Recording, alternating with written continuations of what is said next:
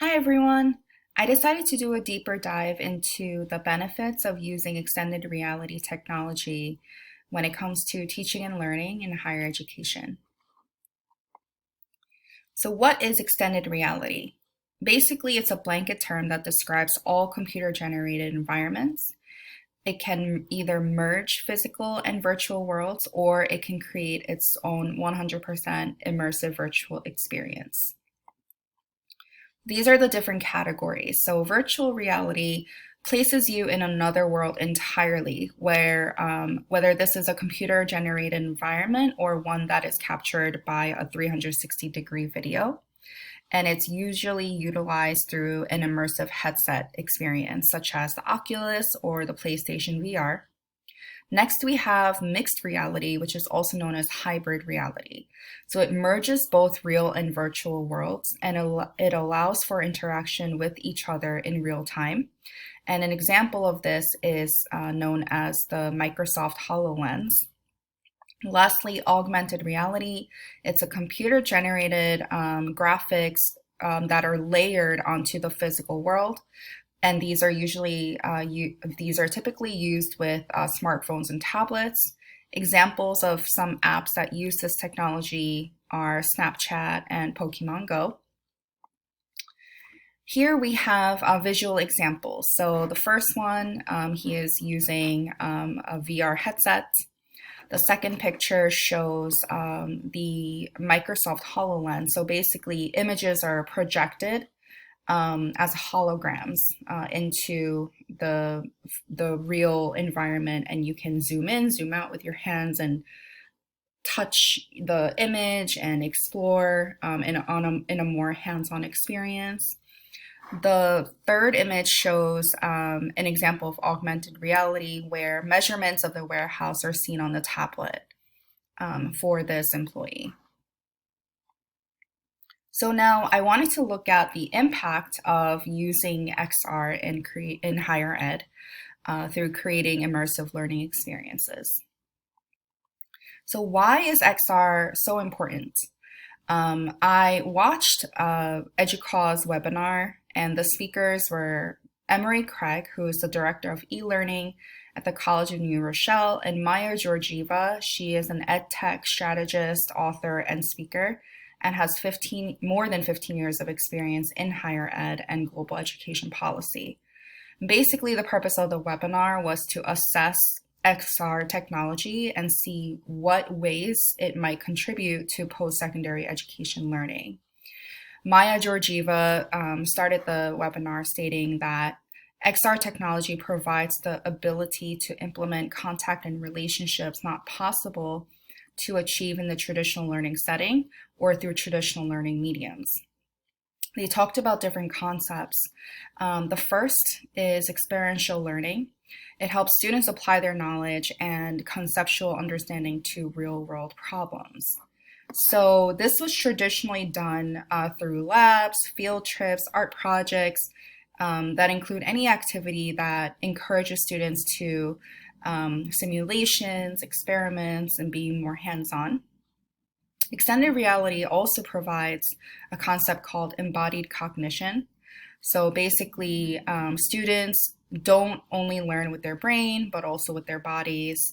It really enables multimodal, multisensory forms of interaction through gestures and bodily movements, tactile and auditory sensory experiences.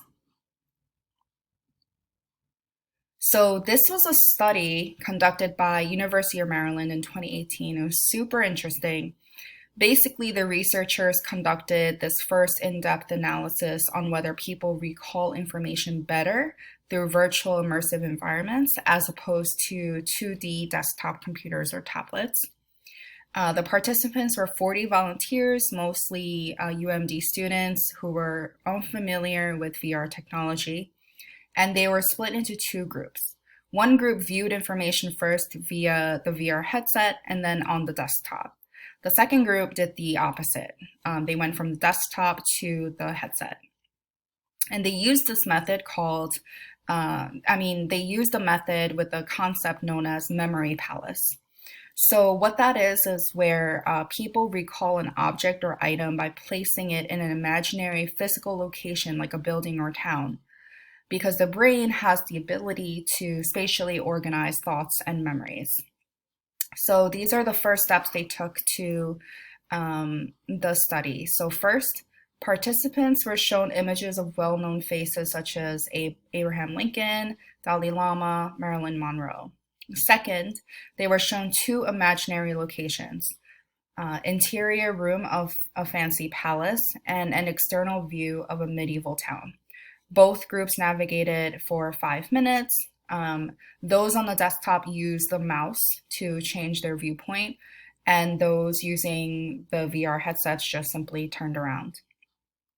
Next, they were asked to memorize the location of each of the faces shown. So, for example, Oprah Winfrey was placed at the top of the grand staircase. Stephen Hawking was a few steps down from her, followed by Shrek. And finally, the scene went blank. Each memory palace reappeared with numbered boxes, and participants were asked to recall which face had been in each location. Now let's talk about the results. So 8.8% improvement was shown overall in the recall accuracy among those using VR headsets, which was significant according to the researchers.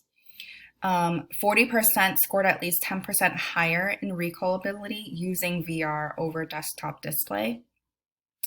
The post-study questionnaire results indicated that 40% of participants using VR said they were completely comfortable.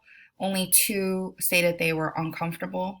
And 40% of participants stated immersive presence while using VR allowed them to focus better.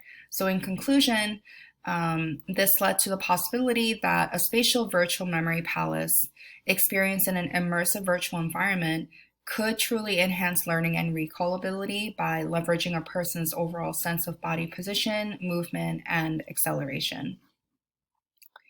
So now let's look at how higher education institutions are currently using this technology through a review of case studies. The first is Boston College in their digital humanities department.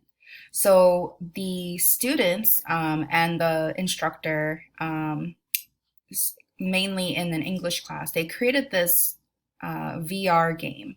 It's called Joystick, and it's based off of James Joyce's novel Ulysses. It brought students together from different departments within the campus, such as computer science, literature, fine arts. Basically, the purpose of the game is it invites users to explore detailed objects in the world within Joyce's very complicated novel. I don't know if you guys have read this, but it was very, very confusing as they roam through 20th century Ireland. And you can see in the image, this is kind of like a snapshot of a layout of a room within one of the chapters.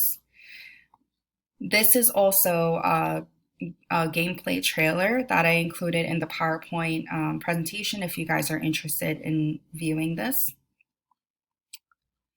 Next, we have University of Cape Town in South Africa, particularly their archaeology department. So the Zamani project was started in 2004. The purpose of it was to spatially document African heritage sites, basically working like a time machine, taking people back in time. The method was to take users back to remote sites, reconstruct these sites, and experience the past.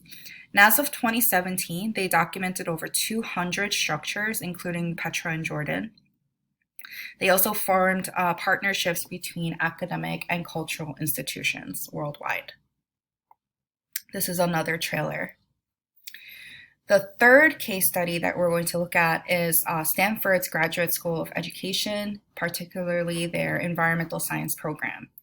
So the Crystal Reef Interactive Project was developed by the Stanford Virtual Human Interaction Lab, was led by Jeremy Bailenson, and the method basically takes viewers on a 7-minute journey to the bottom of the sea.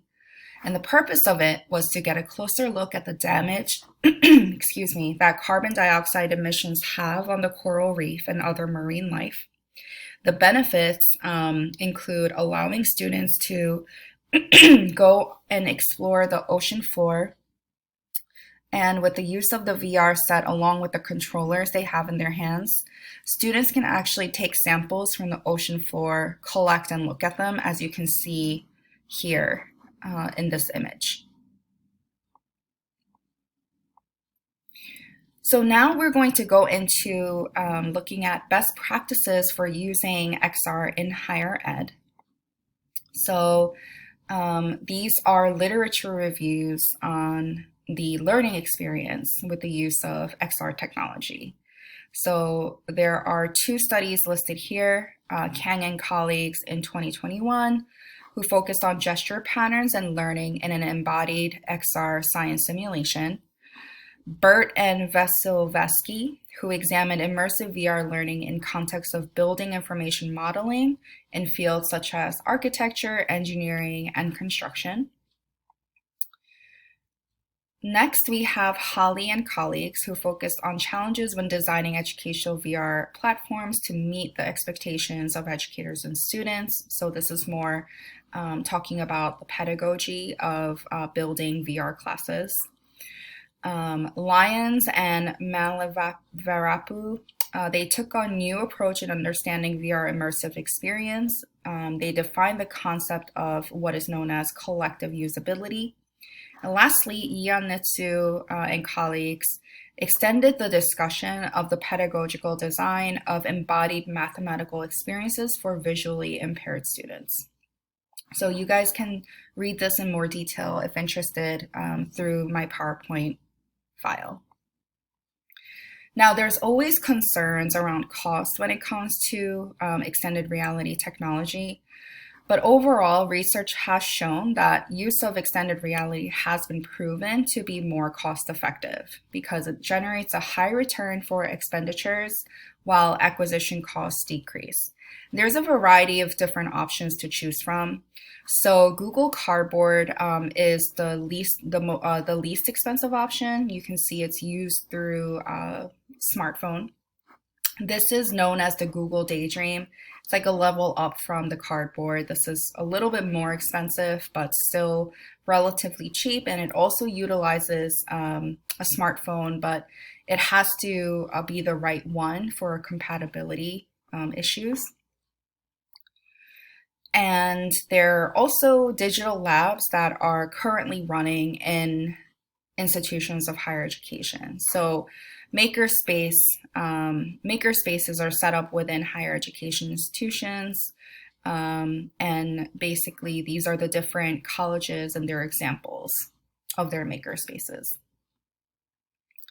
Emerging XR technology to enhance accessibility is underway and has been for years. So the Microsoft Cane controller allows the user to scan a VR environment through 3 types of feedback, and this is an image of a person utilizing it with a headset. Google also created a spatial audio solution as well to enhance accessibility. Now, these are the challenges to using XR in higher ed. Accessibility and inclusivity. So with so many emerging technologies, companies are figuring out ways to place accessibility at the forefront. Current XR industry is lacking the why and the how aspects of accessibility. And this is truly important in education settings because we don't want students to feel excluded. Next is privacy and security. So applications that are used in the classroom through XR technology exposes student data for potential data breach. So this is something that is definitely important for institutions to take in mind when creating classes that utilize this technology. Lastly, there are legal and ethical concerns because the legal system is very far behind when it comes to these emerging technologies, and there aren't clear laws on what is considered acceptable versus unacceptable. And it provides a more immersive experience than the average video game, so assaults may seem very real. And lastly, in conclusion, these are tips on getting started with XR technology in higher ed. Thank you for watching.